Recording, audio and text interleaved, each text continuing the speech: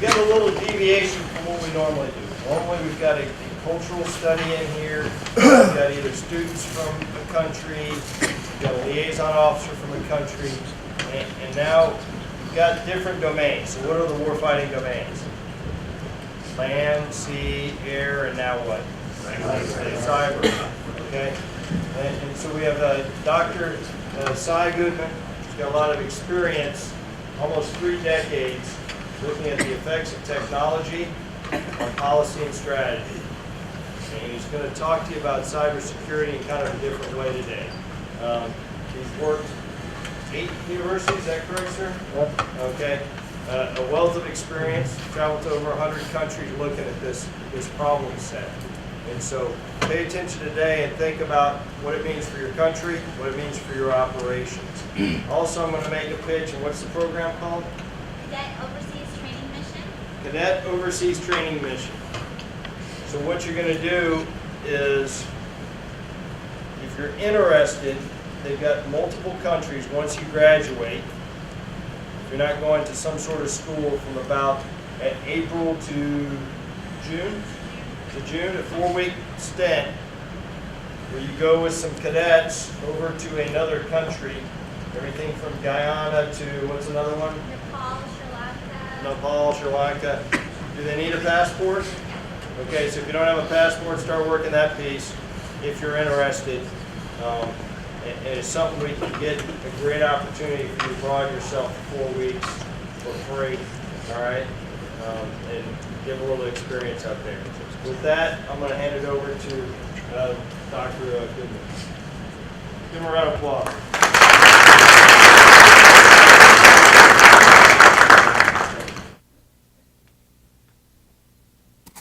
Thank you, Colonel Davis. I have been wired here with 2 mics. Is there any crosstalk going on? You're all okay? Okay, very good. This is going to be a fairly informal presentation. And what I am going to describe is a very important and increasingly pervasive aspect of what could be called cyberspace. And what I'm going to be describing affects all of your lives every day.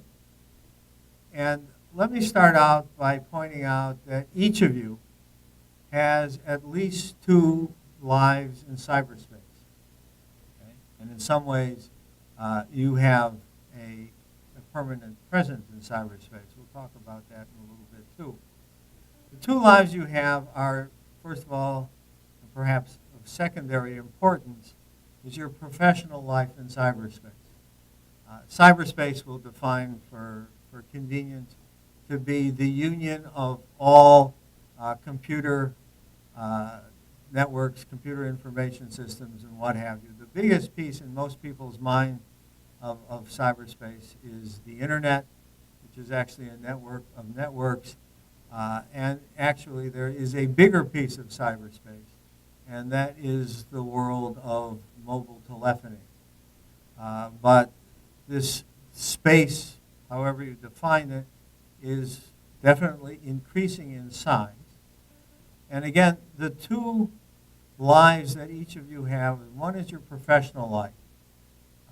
And I won't go into that. You do what you do in your different branches of the service and what have you. But compared to the history in particular of the United States Army, the computing and other information technologies have become incredibly pervasive, largely in the last 2 decades. Although we have a rather more interesting history of the information technologies in the military that really goes back very, very substantially to the Civil War. But the kind of pervasive spread that we have now is relatively recent, really post-Vietnam. The other life that you have, and the one that in some ways I am going to address more in this presentation, is your private cyber life. And let me just very briefly characterize this, because we're going to quickly run out of time here, by how much time you spend virtually every day And probably this audience is less so than most other audiences I talk to, certainly including all the students that I talk to at lots of universities, and Georgia Tech in particular. But every day, Americans and people around the world more generally, particularly with the advent of cellular telephony, spend a fairly significant fraction of their time connected in some way in cyberspace. And it's become a normal part of your lives. You do online banking, you do eBay, you do Amazon, you do Facebook, you do all kinds of stuff. You do normal communications. You actually talk to people through your cell phone via a computer. So I want you to keep that in mind, that we are talking about your lives much more generally than your professional lives as represented by what you do here in your course or at Fort Benning more generally. And let me start out. I don't use PowerPoints, by the way. If you want to talk about information security, I think the only way you could probably bring down the whole U.S. government, or at least the Pentagon, is to have a time bomb in PowerPoint. And there are a whole lot of people in the Pentagon just wouldn't know what to do. There are other reasons to be fairly negative about PowerPoint, but that takes a whole lecture in its own right. Let me start with the best known and most extreme case of a surveillance state. And in 1948, which is before your time, okay, but not before my time actually, or before Dr. Winter's time, George Orwell published a book called 1984, depicting a future Stalinist society. In 1948, there was a real Stalinist society with a real Stalin. How many of you have read that book, 1984? Good, okay. I'm always pleased to see that, partly, I suspect, because it's such a short book. But I half expect to see that not the case anymore when I talk to groups of students, people typically maybe 3 to 5 years younger than most of you here, but everybody still reads that. And let me remind you a little bit about this future Stalinist society, future from 1948. And it is characterized by its use of advanced information and communications technologies, not computing so much in 1948, for doing three things. One is for ubiquitous data collection, okay, information control and manipulation, and surveillance. And one of the real characteristics of the society depicted in 1984, both in the book and in the movie, which came out in 1984, the real 1984, is that there is no place to hide in that society. And as I suspect a number of you know, there was a book published after the Snowden incident, and it was entitled No Place to Hide. The book, 1984, also has given rise to a whole adjective in the English language, and that adjective is Orwellian. And that adjective is used to describe these kinds of societies. And it has become fairly widely well used, and I suspect with this audience, where the great majority of you have actually read that book, the term Orwellian is familiar to you. Now, by the real 1984, there's a long story behind this that actually goes back to about 1968. But in any case, by the real 1984, I had become something of a very serious student of the development of and the deployment and the absorption of computing and other information technologies in very different political and social and economic environments around the world. And in particular, I have been concentrating on the Soviet Union and Eastern Europe, or the Warsaw Pact countries, a term that may still be a little familiar to some of you, and the other communist countries as well, but particularly the Soviet Union and the East European countries of the Warsaw Pact. And in the real 1984, there was a joint meeting of the Harvard and Columbia Russian and Soviet study centers, the two most prominent centers in the entire world on that subject area. And I was asked to address the reality of such an Orwellian society in the Soviet Union. And in many ways, the Soviet Union was alive and well in 1984, although Stalin himself was no longer with us as of about 1953.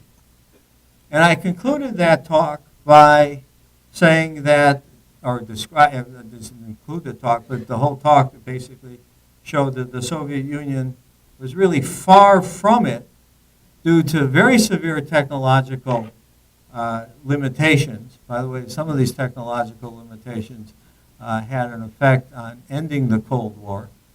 The Soviets were realizing that these technologies were becoming much more important for the military-industrial confrontation between them and us, where them is the Warsaw Pact, us is mostly NATO, and that they were losing that badly. This had replaced nuclear weapons as a source of concern, and the information technologies were getting into everything, and the weight of what was happening was very, very much in our favor, and I think that influenced the Soviets quite a bit. In any case, I concluded that the Soviet Union was very far from this Orwellian society due to their severe technological limitations, although from an internal security standpoint, they did very, very well with paper and informants, something Stalin set up, something they continued to do quite well throughout the history of the Soviet Union. But then I ended my talk by making the observation that in the real 1984, when I gave this talk, the United States was much closer. And this disturbed people in the audience, but they brushed it aside. How could I seriously say something like that? And there are lots of reasons that I could say something like that, and I'll talk about some of them and what has become of those reasons in the 30-some-odd years since the real 1984. And so much progress has been made towards all of these ubiquities. The three ubiquities I described in Orwell's 1984, data collection, information control and manipulation, and surveillance. And all of this has been enabled by a vast spectrum of technological development. And what I'll try to do is to show how these various sub-technologies have developed and how collectively they have enabled all kinds of things across the entire world, but especially in the United States, and how they basically have changed the world we lived in. And I might, in the process, hopefully let some of you know that the world you live in is not the world that existed even 20 or 30 years ago in the real 1984. And let me start by talking about a few technologies. I'll talk about one, namely digital storage, in some detail, a little bit more detail than most of the others, because we're going to run out of time. But I'll mention them all, and then talk about how all of these together with what we might call business models of virtually every organization in this country is leading to the kind of, if you like, presence of cyberspace in all of our lives, personally and professionally, that we are now embedded in. Now, digital storage has gotten cheaper, smaller, and more voluminous. Okay? And let me illustrate this in a way that I think you can all relate to. And then I'll compare it to what was the case in the real 1984. How many of you use a thumb drive or a flash drive? Okay. Those little things, everybody does, okay, whether you know it or not. Those little things, right, that you hold up that literally are this size and that you store all kinds of digital files on, right? Who here has a thumb drive with how many gigabytes on it? I usually talk to audiences where everybody in the room, including senior citizens, okay, has one of these things, in their purse, on their body, what have you. You guys must be forbidden from carrying them around if that's the case.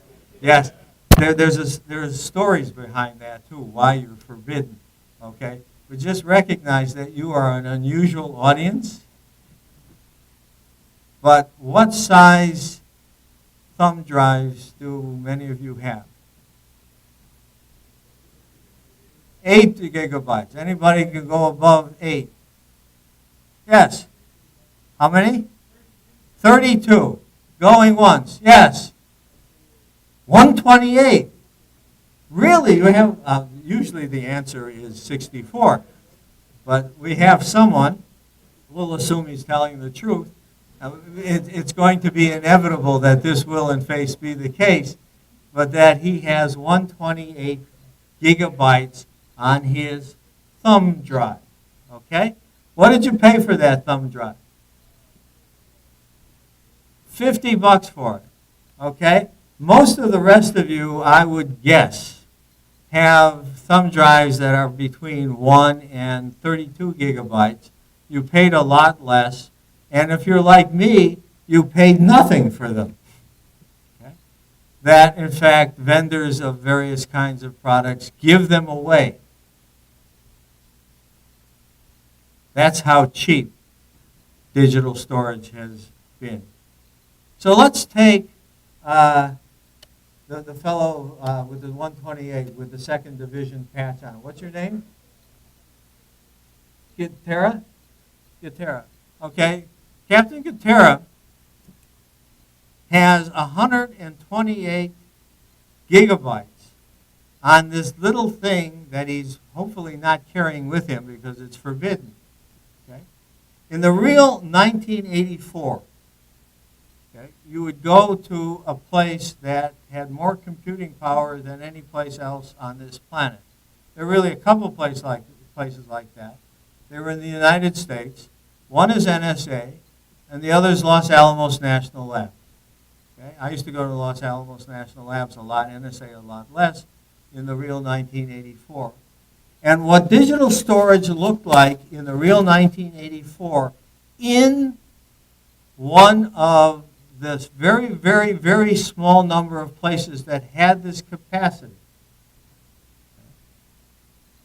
Whereas Captain Gutera, not to demean you in any way, an ordinary captain in the U.S. Army, right, is carrying this stuff around in his pocket. In the real 1984, one of the most powerful computing centers on this planet, okay, doing all of our nuclear weapons design and evaluation and what have you, would have as its basic digital storage device. Okay?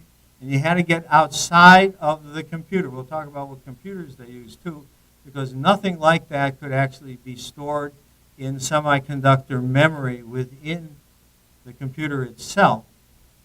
And this kind of volume was stored on magnetic disk drives. And the disk drive of the time, the premier disk drives of the time, were made by IBM. And they were the size of a small refrigerator. And they had between 100 and 300 megabytes on it. Okay? Now, everybody in this room, I assume, knows the difference between a mega and a giga. What's the difference between a mega and a giga? Factor of 1,000. Okay? That's a fairly big number. Okay? So, if Los Alamos was going to have 128 gigabytes broken up in these little refrigerators of between 1 and 300 megabytes each, okay? How much space do you think we needed in Los Alamos to contain all of that storage? We needed a room the size of this room. You can do the arithmetic. We needed hundreds of these things. And they were all wired together. And it took a lot of time to find anything in all of that acreage of disk drive. And to get it to the computers that were going to crunch those numbers for our nuclear weapons program. You got it all in this little thumb, or at least the captain does. And all the rest of you have something perhaps a little short of that, but that won't last long. Okay? And so what has basically happened with digital storage? By the way, if you go back to 1948, when the book 1984 was written, the computers then might have about 8K, thousand, not million, not billion, bytes of storage. And it would probably have been in the form of little copper donuts. Little core rings. And so 1984, the real 1984, is roughly halfway between 48 and today. The bottom line on digital storage is illustrated by what you all own, is that digital storage has essentially become infinite and free. That's a bit of an exaggeration. Various organizations like the NSA, and still to some extent Los Alamos, and other similar, really serious, not to mention the private sector, which has real data. They pay good money for their storage that goes well, well beyond the 128 gigabytes that our good captain has on his thumb drive. Okay? In fact, we need a whole new vocabulary to deal with this. Okay? Very quickly, as part of your technical education, if you do mega and giga, what comes after giga? Tera. All righty. We'll see how well you do against Georgia Tech students. And after tera, peta, which is what? 10 to the 15. Okay, we got one guy here. After peta. Okay. Nobody's up? After peta, you got exa, 10 to the 18. And then you got zeta, 10 to the 21. This is telling you something, okay? We're talking about so many orders of magnitude of change in technological capability in this very crucial technology. After zeta, you got Yoda, 10 to the 24. Okay? That's Yoda. It's not the little guy in Star Wars, right? But perhaps whoever came up with that name had him in mind. Okay? The point to be made is that for many purposes, for everyone from us as individuals to really potent computing organizations, okay, the Microsoft or the Amazon, okay, or the NSA, that storage has become unbelievably large and unbelievably cheap. Now let me quickly, because I know what's going to happen with this talk, is that we're just going to run out of time and I'm going to stop and that'll be it. But hopefully I'll disturb you enough, or at least get you thinking, because it's going to sound like I'm really negative about this thing. You know, is America becoming a surveillance society? The answer is yes. Okay, I'll tell you that right now. But the question then that follows is that such a bad thing? And that's much more difficult and much more complicated to answer. So let me quickly go through a bunch of other technologies so that you fully appreciate what has come together, this confluence of change in availability, in cost, and in capacity, and in speed that has made for a world that we have today that is as dramatically different from 1984, the real 1984, in all these other technologies as it is in digital storage. Okay? we're talking in digital storage, not a factor of 1,000 different since the real 1984. We're not talking about a factor of 1,000,000 difference. We went through this Terra and X and what have you. We're talking about more than 6 orders of magnitude in some cases. Okay? 6 orders of magnitude. Remember, an order of magnitude, I know some of you cringe at the thought of physics or chemistry type terms, but nevertheless is a factor of 10. All right? So let me move on quickly through a bunch of other technology. Computing platforms. Okay? The Los Alamos, or NSA, computing platform that was most powerful in the real 1984 is something called a Cray XMP. It was the principal computer that we used to design our nuclear weapons, for lots of our code work and what have you. And that machine, which actually was something of a miracle of design, didn't take up nearly as much space as the most powerful IBM machines of the time, the mainframe. Okay? But its cooling system took up typically an entire basement. What is the principal computing platform today for all of you? Forget about the NSAs or the Los Alamos today, okay? We won't even talk about what their principal computing platform is, but I want to make another comparison. What is your principal computing platform? Exactly. A bunch of people took these out. Apparently you're allowed to carry these, right? This is more powerful than the Cray XMP. Not only is it more powerful, but it is immeasurably more diverse. Cray XMP was largely a number cruncher. This does a whole lot more than that. Anybody have any idea how many cellular telephone subscribers there are on the planet today? Yes, over 5 billion. We have a population on the planet today of about 7 billion. This is the most remarkable diffusion of advanced technology in the history of our species.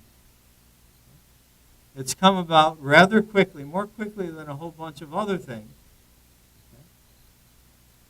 Back in the 90s, when I tried to tell various people in the Department of Defense that this and the internet were going to change everything, they just refused to believe me. I won't tell you who I talked to.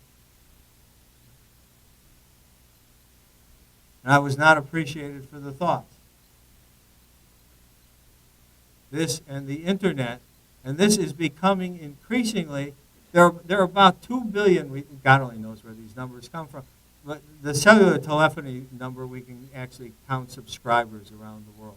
Okay, the internet users is trickier, but this is becoming rapidly, okay, although not everybody in the world, those 5.5 billion users of cellular telephony, have this kind of telephone. Okay? But they're rapidly getting to that point. In any case, every one of these people has a significant computer with whatever telephone they have. And they're more quickly than most people appreciate getting machines like this. We throw away some unbelievably large number of cellular telephones all over the world every year because they're not up to our perceived needs. That is what has happened with computing platforms. And if this is what all of us have, imagine what major national governments or major national private, international private companies have at their disposal in terms of computing platforms. Okay? Let's actually think about this in particular with regard to other technologies. Okay? This is, we call it a mobile phone. Okay? What else is this thing? We just talked about it being a really powerful computer. What else do you associate with these things? Directions? Oh, so you mean a MapQuest kind of thing, right? Okay. There are other things associated with this that are really quite relevant to our story today. Camera. Okay? And one other thing that we'll bring up for the immediate next 5 minutes. This is a GPS device. So, two of the great gifts of the Department of Defense to the whole world, okay, have been, first of all, the ARPANET, which has evolved into the Internet, and secondly, GPS. GPS, when it was first set up, was set up for God knows what, targeting the Soviet, whatever, okay? But GPS has now evolved to the point where it's on all of these things. And I suspect in most of your car. Okay? I still drive a 1969 Volkswagen Squareback. It's not in my car, but I could get a portable one of these things, and it would be in my car. And somehow or other, we can all use GPS, and we don't get in each other's way. Okay? The people who did this are really smart. Okay? That's a non-trivial thing, where you can have billions of people, okay, basically in the same wireless domain. This goes for cellular telephony more generally. And somehow all of us can use as much of this as we want for all practical purposes, and we don't get in each other's way. And so GPS can locate the device. And if the device is in your pocket, it locates you. Keep that in mind. Okay? The camera, I mean, you're not that young, okay? Remember what cameras used to be. Digital cameras have now replaced wet cameras, wet in the sense of developing film. Okay? And it used to be, you used to be fairly careful about how many pictures you could. You can take all the pictures you want on this thing. You can see them immediately. You can get rid of the ones that you didn't look so good on. Okay? You can keep them. You can't send them to anybody. Okay? Because this thing has also become your primary platform for connection to the internet, or all sorts of other networks that may be possible. Well, more of them are being buried in the internet. Digital cameras have essentially become free and increasingly powerful. Okay? So keep that in mind. Other changes in technology of great significance. Okay? And I'll just mention these with a very, very quick statement about each of them. Okay? Big data is something you've probably all heard of.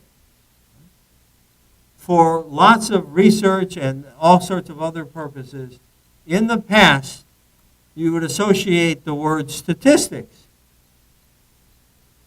with the analysis of fairly large bodies of data.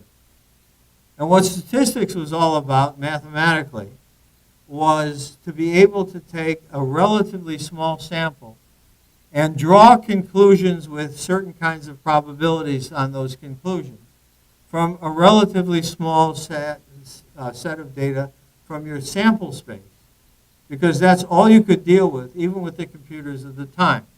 Think 1984, the real 1984. Today, because of the kinds of computing platforms we have, with the kinds of data gathering capabilities we have, or I'll mention some of them, but you can imagine what they are, with all the kinds of things that we've been talking about, you can gather in not a small sample of your sample space and then do statistical analysis on that. You can gather in your whole sample space. And you can do total analysis on the entire sample space of data. And your data can be more than little numbers or what have you, because of the kinds of devices we're talking about. Your data can be images.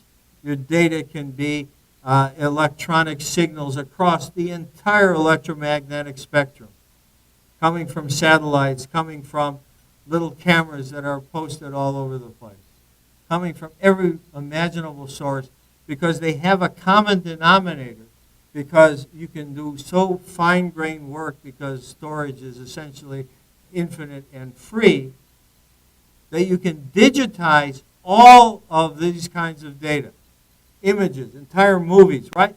We are sending entire Hollywood movies to each other on these things at this point, right? There's a huge volume of storage involved in that. Okay? And we've come up with transmission capabilities that when I first was using remote computing, we used to have these little phone kinds of modems that had like 50 bits per second. We are now talking about transmission rates of gigabits per second. Okay? So bandwidth is another issue. Okay? We have massive forms of connectivity out there.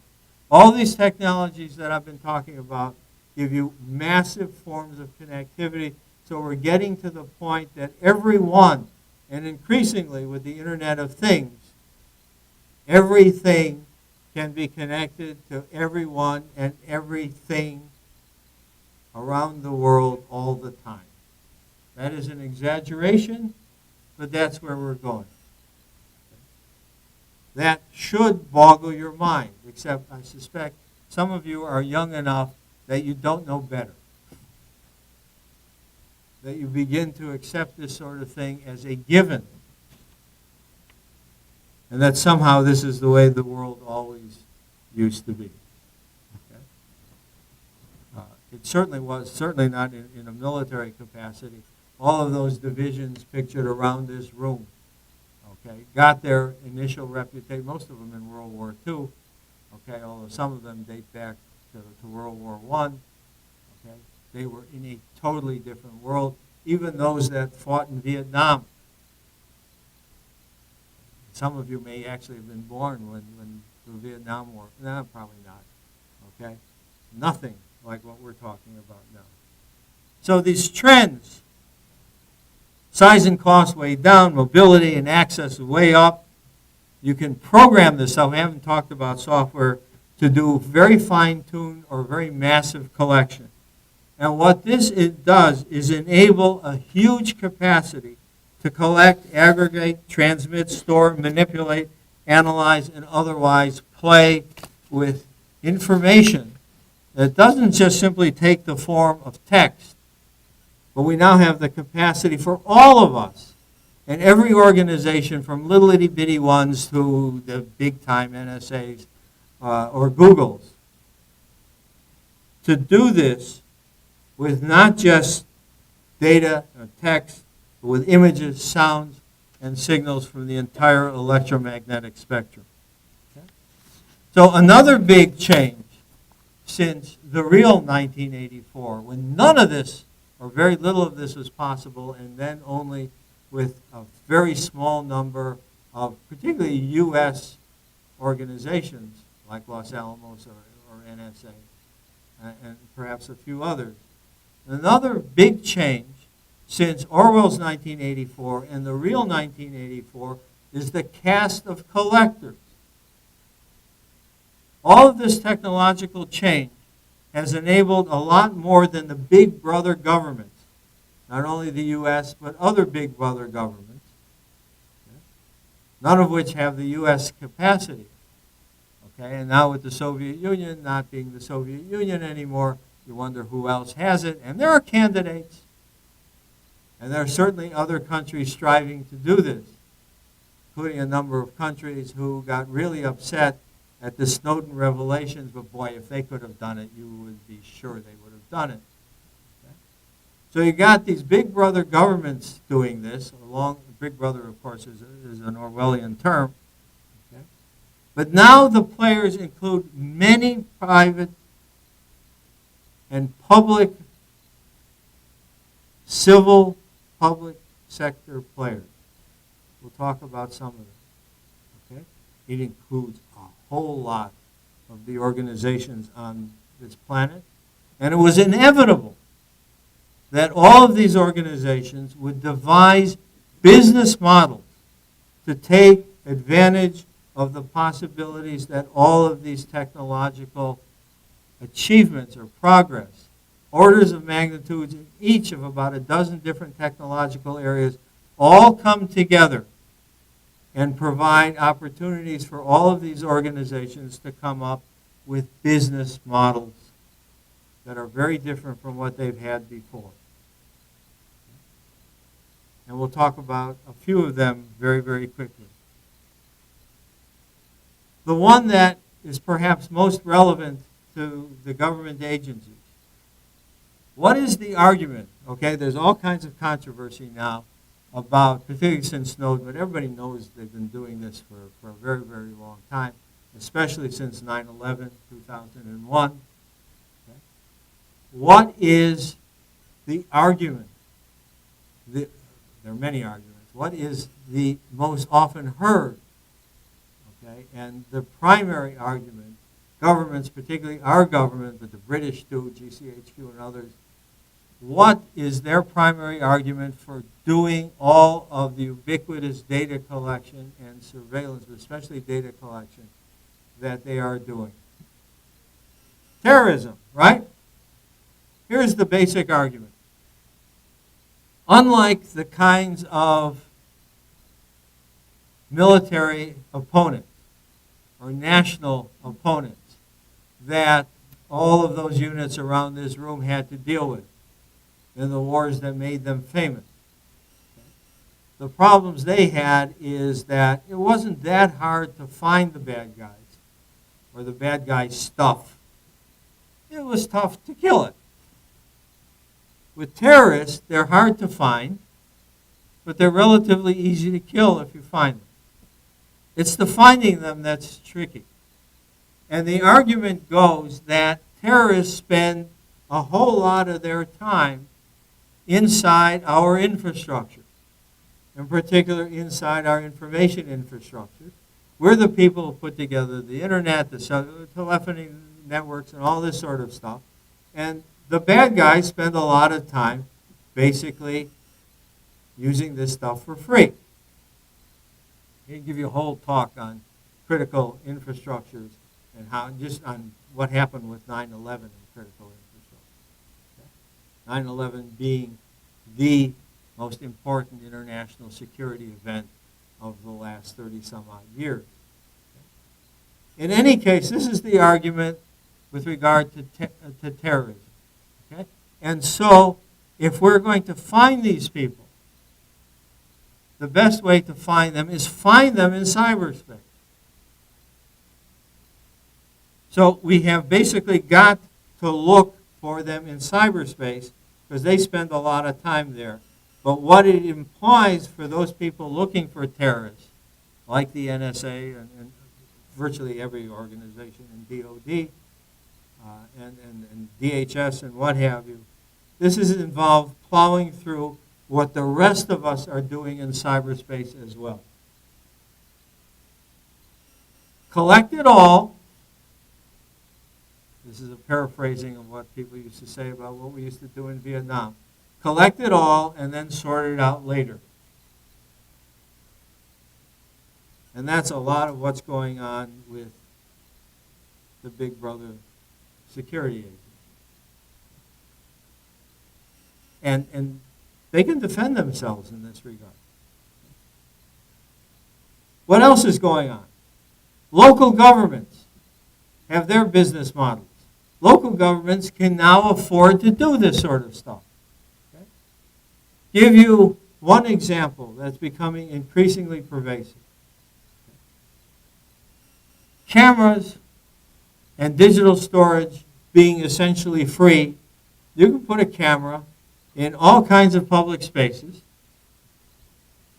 and you can have them turned on 24/7.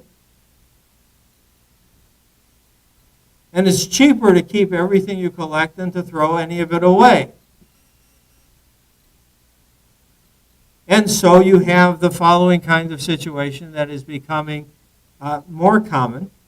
And there are all sorts of other public sector things, but I only will mention one. You have public cameras around every traffic light. And someone goes through a traffic light, you take a picture of their license plate. We can read it really well.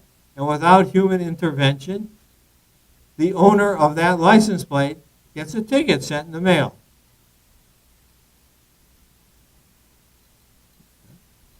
This may have happened to at least one person in this room. But it is, I see some heads shaking, right? But this is only one example of how civic public sector organizations are using these technologies as part of their new business model. There are lots of others. I recently participated in a panel in some international conference on smart cities. How are all these technologies going to be used to do God knows what for urban population? Okay, instant medical care, all this sort of stuff, right? And I tried to make the case that what we're really seeing more than these ideals of instant medical care and safe cars and all this sort of stuff is ubiquitous data collection and surveillance by public safety agencies. A lot of that's going on. Local governments, more generally, are doing this sort of stuff. Think of what the Department of Motor Vehicles does. It just give whole talks on just this. The biggest of the new players was inconceivable in the real 1984, but are, among others, the people who are creating a lot of these technologies, and that's the private sector. And this is totally pervasive. Okay? Not only the huge companies like Google, who probably does more of this data collection, and in some ways surveillance, than anybody else, but down to little virtual businesses that exist only on the internet.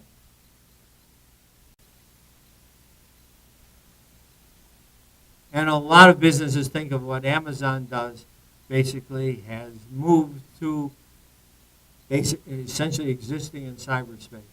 With warehouses, if they still send out hard goods, they do it in ways that are different than bookstores have existed in the past. How is all of this kind of data collected? Okay. By the zeta bit.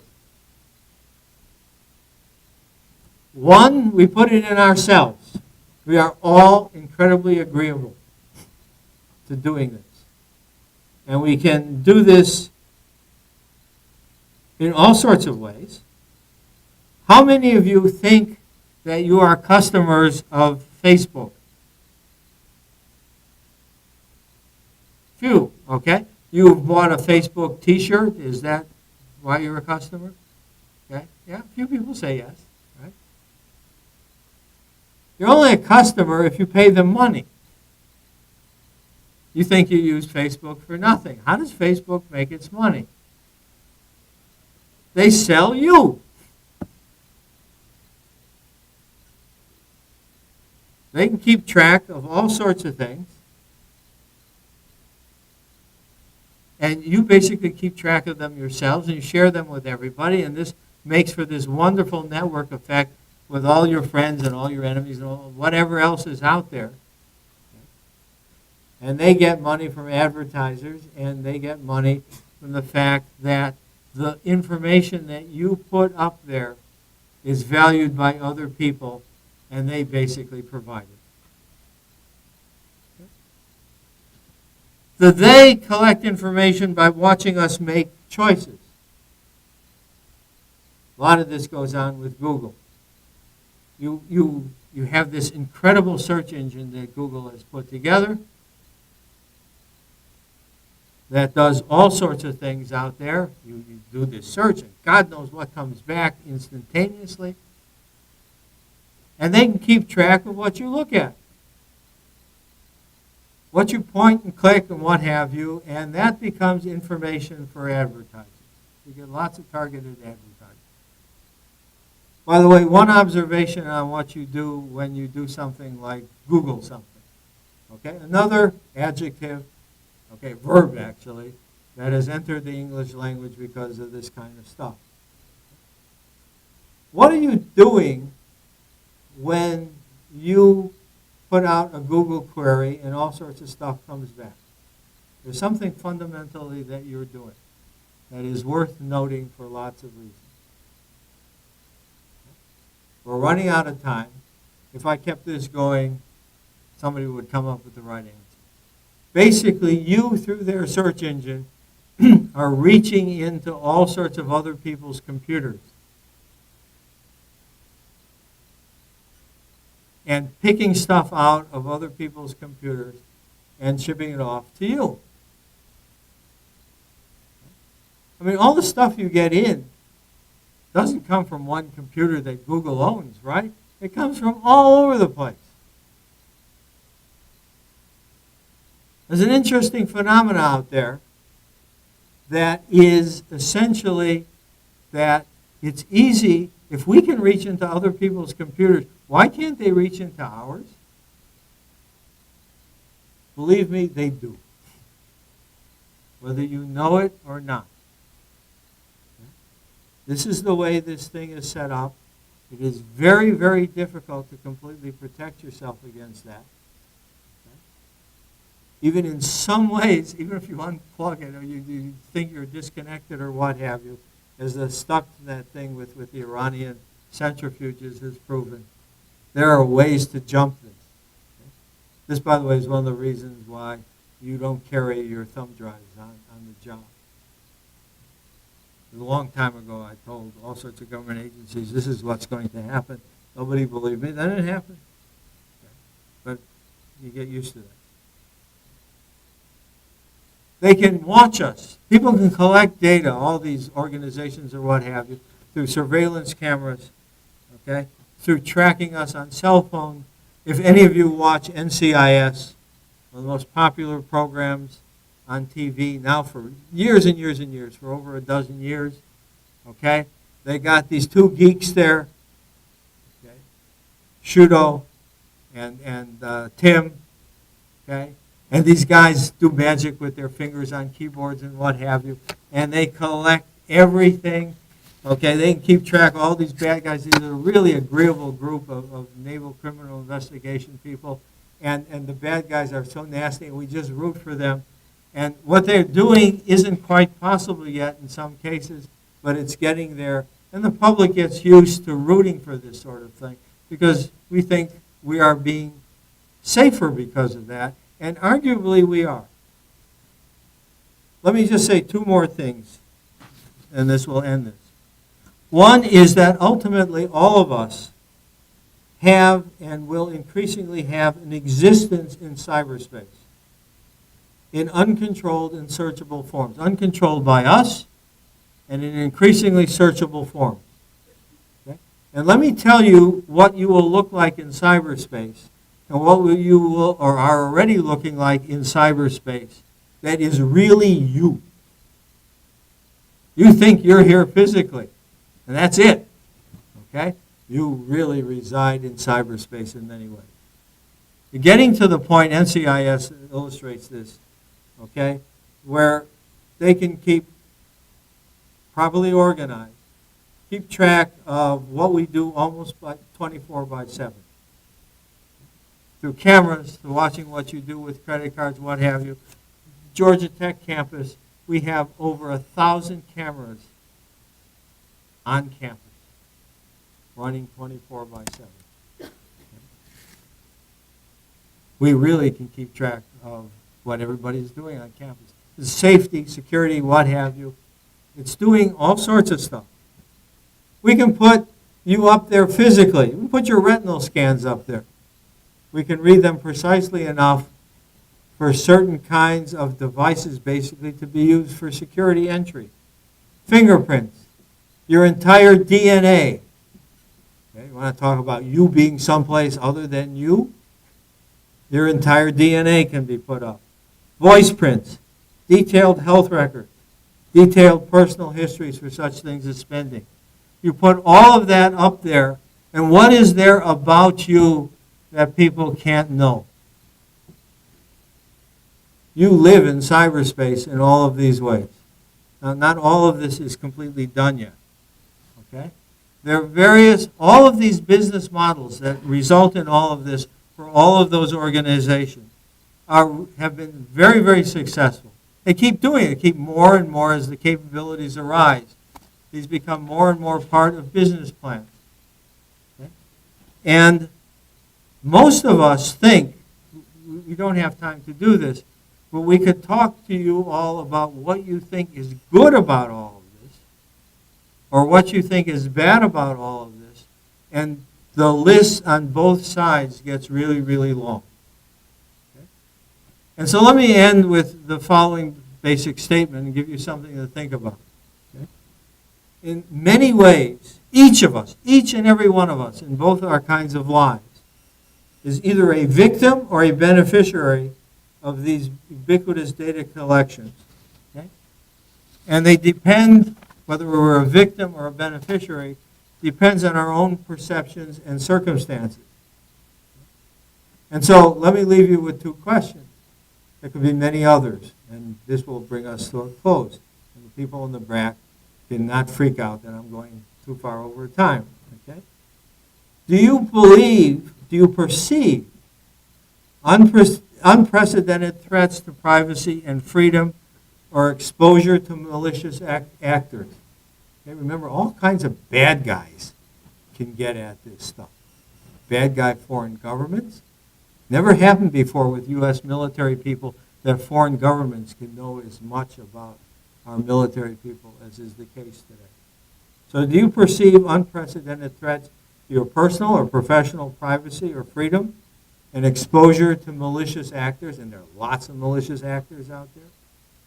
Another question is having no place to hide. There have now been 3 books written with that title. One going back to 1975, one in 2005, and the new Greenwald book of, was it 2013 after Snowden came out, is having no place to hide okay if you think you have nothing to hide? That last question is important. Okay?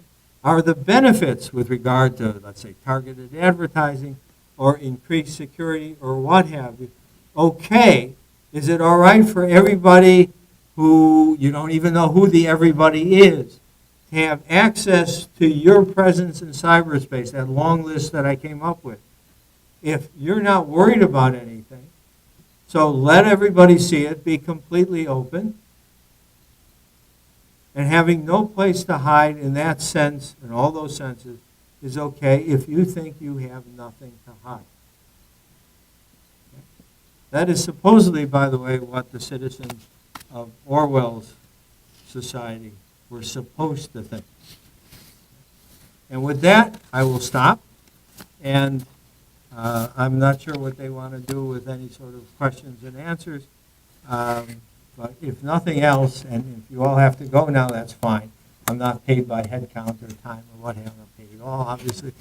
But hopefully I've given you something to think about, both personally and professionally. Okay? This is not a simple argument. Every one of us is a big beneficiary of lots of what's going on in our daily lives. And every one of us, and everybody you know and love, is also at greater risk than has ever been the case before.